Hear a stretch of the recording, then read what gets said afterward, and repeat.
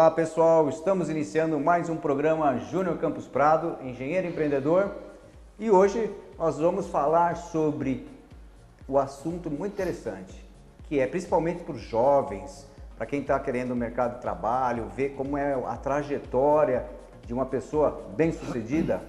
Então nós vamos falar hoje que o tema de estagiário a gerente de uma grande empresa. E esse bate-papo hoje é com o Ângelo Gerotti. Tudo bem, Ângelo? Tudo bem, Júnior? Boa tarde, prazer mais uma vez estar aqui com vocês. Que bom, Ângelo.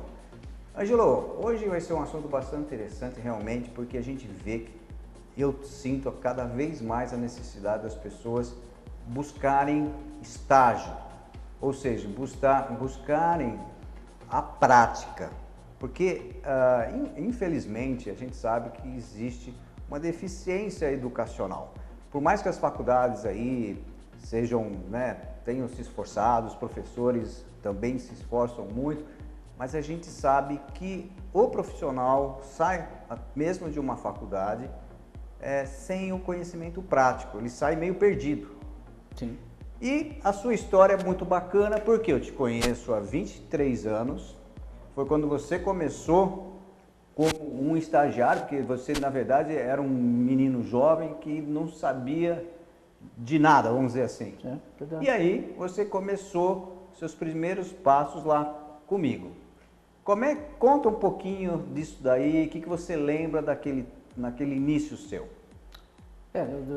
Quando eu fui para lá, eu fui indicado por uma pessoa para que auxiliar você nas obras, que precisava de uma coisa, você, teu pai, nos empreendimentos da Campos Prado lá.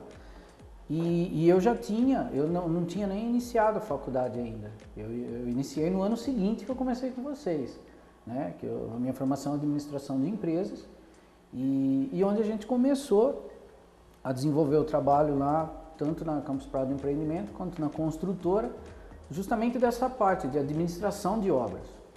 Só que eu não sabia absolutamente nada de construção, nada mesmo, de não saber a nomenclatura de um produto, o que ele era. Se eu pegasse na mão, não sabia que esse nome era esse produto, ou seja, então tudo isso foi se agregando, foi conhecendo, passei a visitar mais obras, aí começamos a entender o porquê das coisas.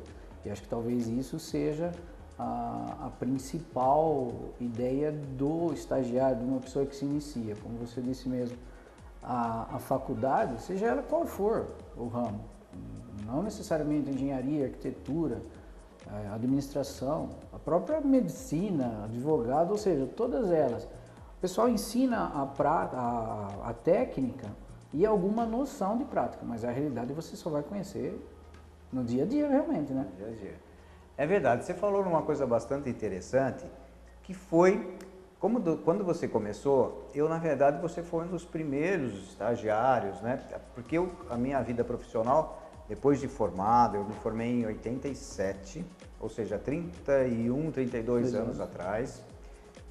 E fui trabalhar, naquela época o mercado estava bom, aquecido da construção civil, e nós, lá da USP de São Carlos, nós saímos só em 12 engenheiros, 12. Porque existiam outras engenharias e naquela época existia a liberdade do estudante ir para a elétrica, para a mecânica. E o curso de engenharia civil estava vazio, poucos queriam naquela época, porque quando eu estava estudando o mercado estava ruim. Só que quando eu saí, o mercado ficou favorável. E aí eu já saí empregado, fui trabalhar em grandes construtoras e tal. E aí, então, teve um momento que eu percebi que tudo aquilo que a gente estava vendo, estava desenvolvendo naquela grande empresa, foi muito bom ter aprendido. Iniciei com um bom salário, mas aquele bom salário, ele tinha pequenos acréscimos e eu percebi que eu não ia chegar a ter grandes sucessos. Aí ia chegar num ponto que eu não ia ter muito crescimento. E aí eu resolvi, então, ser um engenheiro empreendedor no sentido de eu ter o meu negócio próprio. E foi nesse momento, mais ou menos, eu já tinha aí em torno aí de 10 anos de formado quando você veio trabalhar. E eu lembro disso que eu não sabia nem lidar muito com o estagiário, né? Hoje eu tenho um esquema um pouco diferente, eu não te levava nas obras, você ficava, vamos dizer, uma pessoa que lidava com o ramo de construção civil, na parte mais administrativa, compras, né, que você fazia. Aí você pedia lá um cotovelo de 3/4, mas você não tinha ideia de como era aquela peça. Hoje a gente já faz diferente, hoje a gente leva o comprador, a pessoa que está ali também mais administrativamente na obra para ter essa prática. Mas mesmo assim, durante os anos você foi conhecendo, né, Ângelo, e foi aprendendo, principalmente eu acho que você se deu muito bem também na parte de relacionamento com os fornecedores. Sim, Como é que foi isso? Porque eu sempre fui meio curioso de saber as coisas e às vezes no início lá, do que você está falando, a gente tinha muito atrito, no bom sentido, com os profissionais de chão, de obra. Por quê? Eu tinha todo um processo a seguir para efetuar a compra. E às vezes algum tipo de mercadoria necessitava de uma urgência um pouco melhor, mas eu não sabia o porquê e nem o como essa urgência era. Por quê? Porque não estava lá para entender. E é o que você falou, e a gente vai tomando uma pancada aqui, outra lá, a gente vai aprendendo aos trancos e barrancos e você vai adquirindo essa experiência. Então tudo vai se somando, né? Quando você passa num caminho ruim, a próxima vez que você passar, você já sabe como é que é esse caminho. Então aí é que há a construção da experiência, porque você não sabe, não tem, né?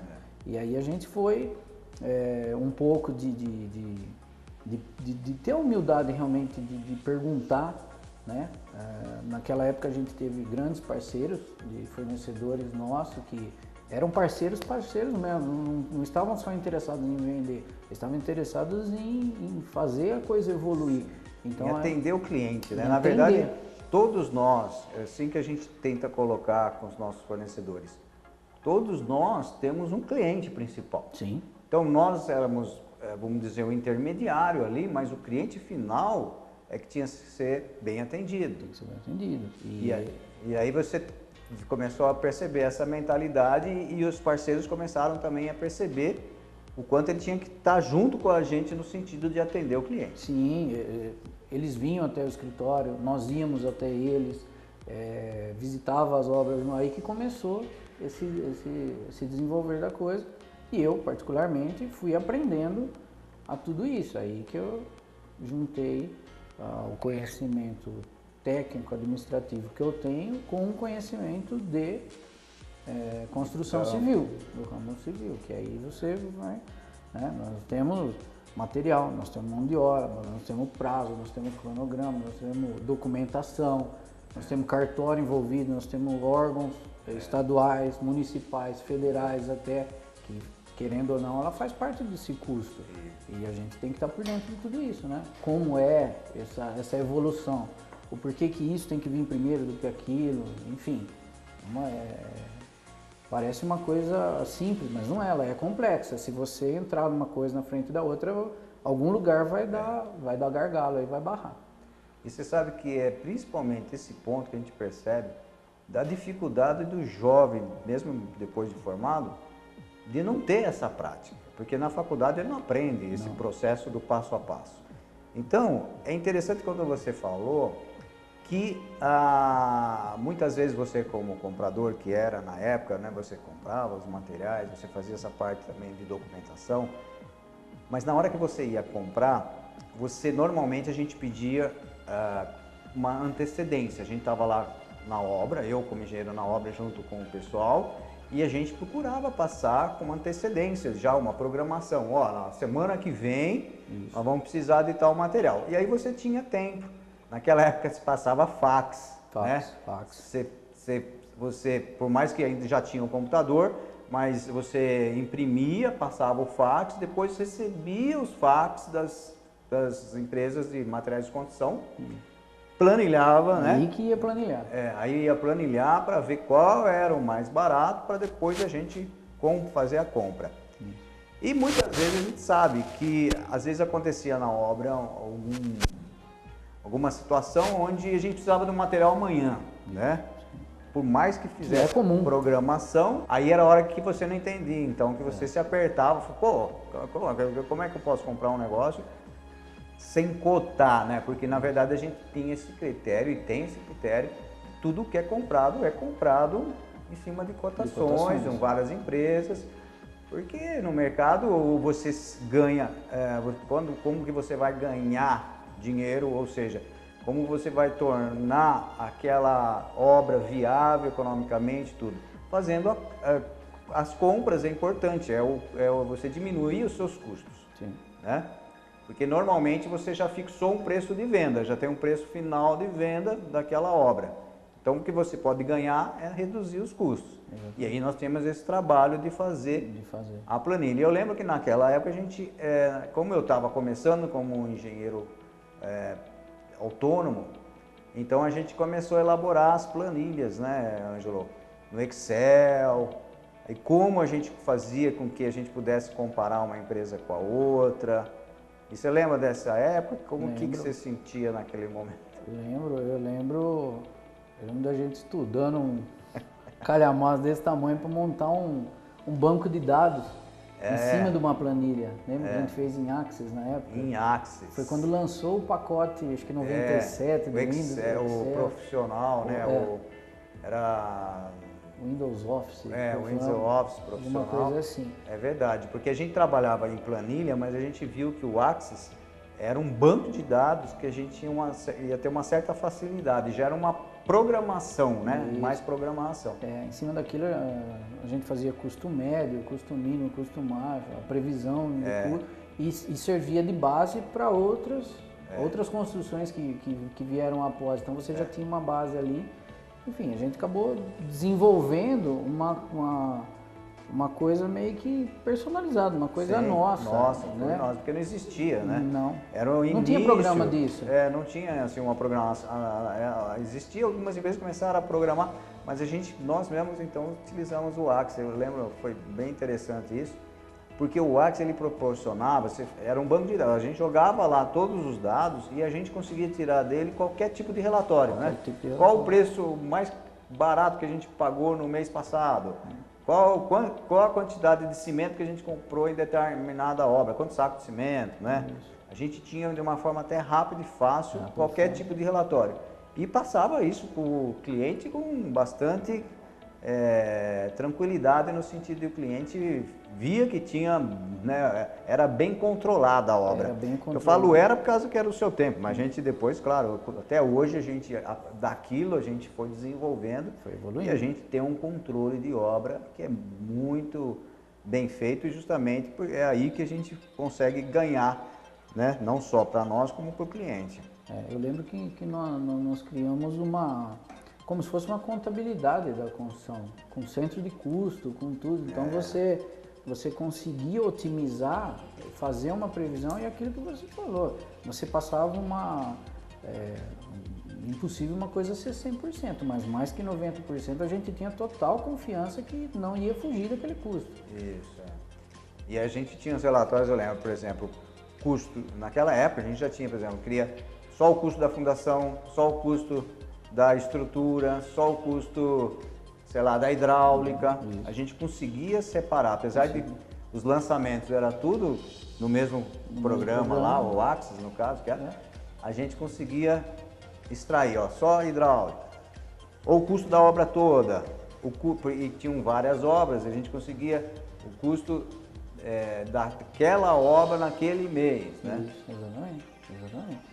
E isso era muito importante, né? Era importante, era uma coisa que pouca gente tinha aqui naquela época.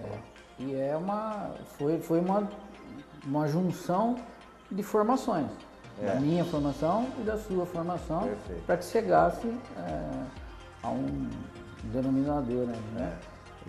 E aí que está a história de ter uma boa empresa que você trabalha e de ter a oportunidade de desenvolver, de participar, de conhecer, para que é o conhecimento. É o conhecimento, né? E você sabe que até hoje, graças a Deus, esse é um ponto até que eu considero forte que eu tenho, que eu consigo tentar tirar o máximo de cada um. Quando eu percebia que você tem um perfil que a gente dava alguma coisa e você desenvolvia, ali que era onde eu ia dar corda para você trabalhar. Você trabalhava contente e sabia o que estava fazendo, Sim. né?